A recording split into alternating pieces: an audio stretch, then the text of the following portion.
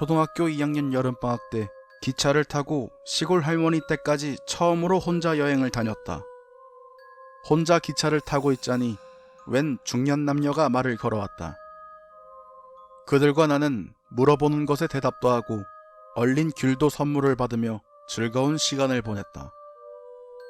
정말 여행을 혼자 한 거니? 라고 몇 번이고 질문을 받았던 것이 지금도 생각난다. 목적지에 도착해 역 플랫폼에 그 중년 남녀와 함께 내렸다. 개찰구 밖에서 할머니와 사촌이 맞이하러 나온 게 보였다.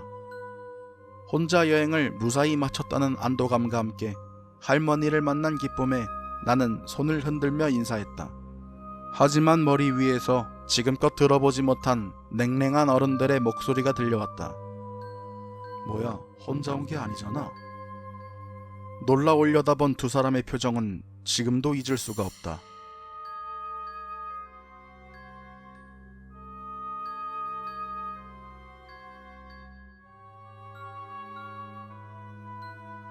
옛날에 있었던 일인데 말이지. 그 무렵 다녔던 회사는 꽤 큰 곳이라 전국에 사무실이 있는 회사였거든. 당연히 전근도 다녀야 했지만 전근 가는 곳 근처에 회사가 집을 잡아줬었어. 월세 보증도 회사가 서주고 수당도 나오니까 전근 자체는 나쁘지 않았다고 생각해. 그리고 나랑 친했던 선배도 도호쿠 쪽인가에서 우리 사무실로 전근 온 사람이었어. 몇 번인가 그 선배 집에 놀러간 적이 있었는데 회사에서 잡아준 집 치고는 꽤나 살기 좋은 집이었더라. 아무튼 그 선배랑은 일 끝나면 자주 밥도 먹으러 가고 했었지. 그러던 어느 날 선배가 요즘 곤란한 일이 있다고 말을 꺼내는 거야. 늘 신세지고 있었으니 힘이 될 수 있는 게 있으면 당연히 도와드리고 싶었지. 그래서 뭐가 곤란하냐고 물어봤어. 선배의 이야기는 이러했어.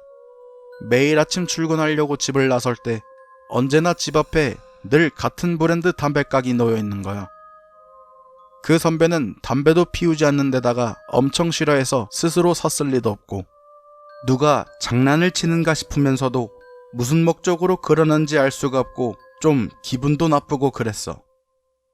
그리고 이 정도 수준의 장난은 경찰에 신고해도 딱히 해결해주지 않을 테니 어째야 할지 모른다는 이야깃거리였어. 이야기로 들을 때는 확실히 기묘한 일이다 싶었지만 별로 특별할 것이 없었어. 아침에 일어나면 담배가 매일 집 앞에 놓여있다니 손해보는 일도 아니잖아 라는 게 솔직한 생각이었지.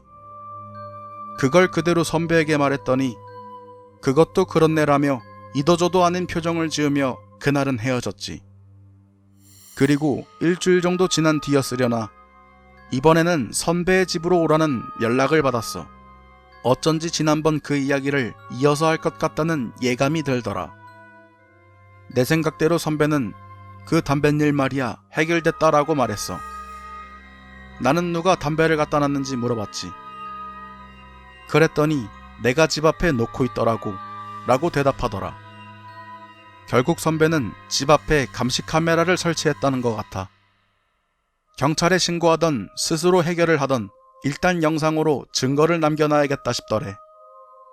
확실히 증거 없이는 아무도 신경 써주지 않을 일이겠지. 아무튼 그랬더니 새벽 2시쯤에 선배가 집에서 나오는 게 영상에 찍혀있더라는 거야. 30분 정도 지난 뒤 다시 집 앞으로 돌아오더니 담배깍을 복도에 놓아놓더래. 그리고는 카메라를 바라보며 기분 나쁜 미소를 희죽희죽 지으며 서있더란다. 며칠이고 계속 찍어봤지만 그런 영상이 이어졌다고 선배는 말했어. 하지만 선배 스스로는 그런 기억이 없어서 어쩐지 기분이 나빠 영상은 다 지워버렸다고 하더라. 그 후로 나는 선배가 다른 곳으로 전근 가기 전까지 이전과 같은 관계를 이어나갔지만 어쩐지 그 사건에 대해서는 다시 말하면 안 될 것 같은 기분에 다시 입에 올리진 않았어. 딱 한 가지 선배한테는 말할 수 없었던 게 있었거든. 사실 선배네 집에서 담배깍 이야기를 듣고 있었을 때 그 사람 계속 희죽희죽 웃고 있었어. 아마 내 추측이지만 영상 속에서 희죽거렸다던 그 미소 그대로가 아니었을까? 그러니까 담뱃각은 전금 갈 때까지 계속 매일 집 앞에 놓여있던 것이 아닐까 하고 멋대로 여기는 거지.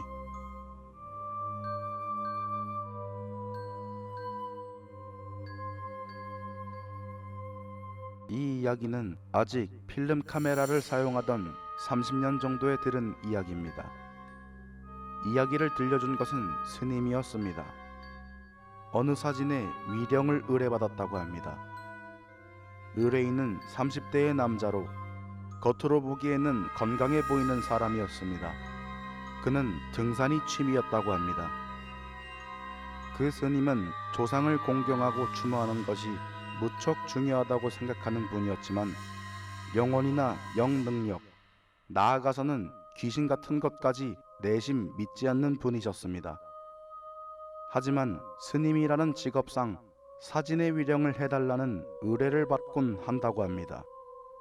하지만 그때까지 본 이른바 심령 사진들은 풍경들을 사람으로 착각했다든지 유리에 비친 사람 얼굴을 귀신으로 착각했다든지 별것 아닌 게 대부분이었다고 합니다. 그래서 의뢰인들한테도 마음먹음, 마음가짐, 기분 다스림의 중요성을 설파해 왔다고 합니다. 그랬기에 그 남자가 의뢰한 사진도 비슷할 거라고 여기며 의뢰를 받았다고 합니다. 사진은 의뢰인이 가운데 서 있고 그 주변에 등산 동료로 보이는 사람들이 너댓 명 서 있는 것이었습니다. 흔히들 찍는 단체 기념 사진처럼 보였습니다. 이 사진을 보고 스님은 의아해하며 물었습니다. 위령을 하기 전에 묻고 싶은데 이 사진에 어디가 신경 쓰여서 의뢰를 하신 건가요? 지금까지의 경험으로 보아 아마도 풍경 어딘가에 사람 그림자가 보인다거나 하는 것이리라 여겼다고 합니다. 의뢰인은 고심하면서 되물었습니다. 그 사진에 무언가가 느껴지지 않으시나요? 스님은 이에 답했습니다.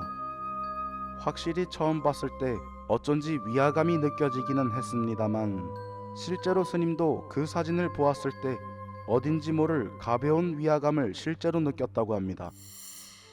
등산 동료들과 찍은 기념사진이지요. 그러자 의뢰인은 침울한 목소리로 대답했습니다. 역시 그렇게 보이시는군요.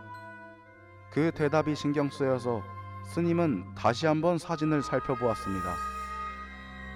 의뢰인을 중심으로 등산 동료들이 서서 다 같이 찍은 기념사진. 그런 구도의 사진인데 다시 보니 오히려 알 수 없는 위화감이 느껴졌습니다. 스님은 알 수 없는 위화감을 뒤로한 채 아닌가요? 다 같이 찍은 기념사진으로만 보입니다만 이 말에 의뢰인은 더욱 우울해진 목소리로 대답했습니다. 그 사진 셀프 타이머로 저 혼자 찍은 겁니다.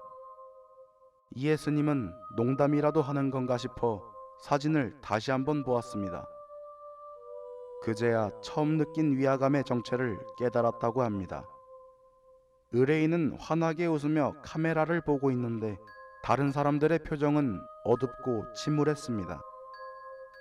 무엇보다 맑은 날씨에 찍은 사진인데도 의뢰인 이외의 다른 사람들에게는 그림자가 없었다고 합니다.